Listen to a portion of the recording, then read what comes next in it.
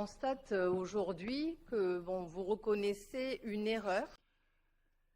On aurait pu être condamné à payer effectivement les 34% hors négociation, et puis il y avait aussi un risque pénal où il pouvait y avoir cette intervention auprès de Richebourg en toute bonne foi, pouvait être passé pour un délit de favoritisme, et là il y avait un risque, même au-delà d'un risque financier et d'un risque judiciaire, il y avait un risque pénal pour la commune.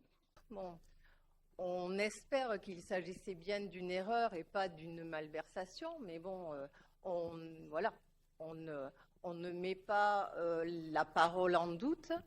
Et on se dit qu'aujourd'hui, vous reconnaissez l'erreur. Il nous a semblé que reconnaître une erreur, on a fait une erreur, l'erreur est là.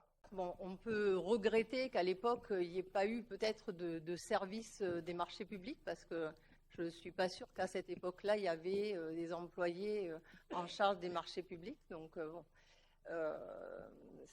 ceci explique peut-être cela aussi.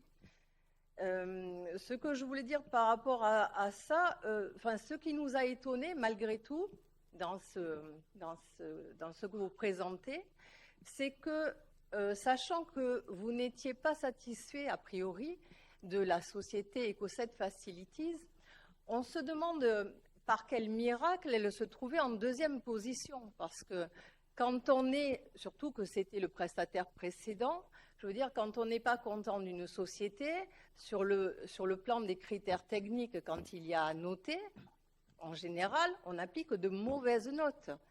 Il est quand même surprenant, parce que je ne sais pas comment était monté le marché, quelle était la proportion entre la qualité des services et le prix, mais en général, si vous voulez, quand on n'est vraiment pas content d'une société et qu'on ne souhaite pas la reprendre, elle aurait dû se trouver, il y avait quand même 10 candidats, elle aurait dû se trouver en position bien inférieure.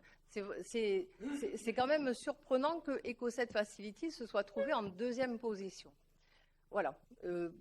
Ceci étant, voilà, une erreur a été faite.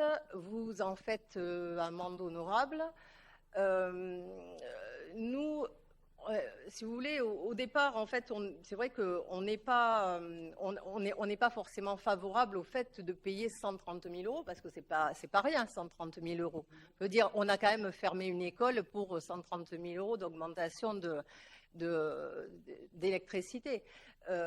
Mais quelque part, c'est vrai que nous sommes aussi des contribuables et que prendre le risque d'avoir à payer 450 000 euros plus les frais de procédure, etc., on comprend que ce n'est pas forcément la meilleure des solutions. Donc, notre groupe a décidé de s'abstenir sur cette décision et de ne pas voter contre.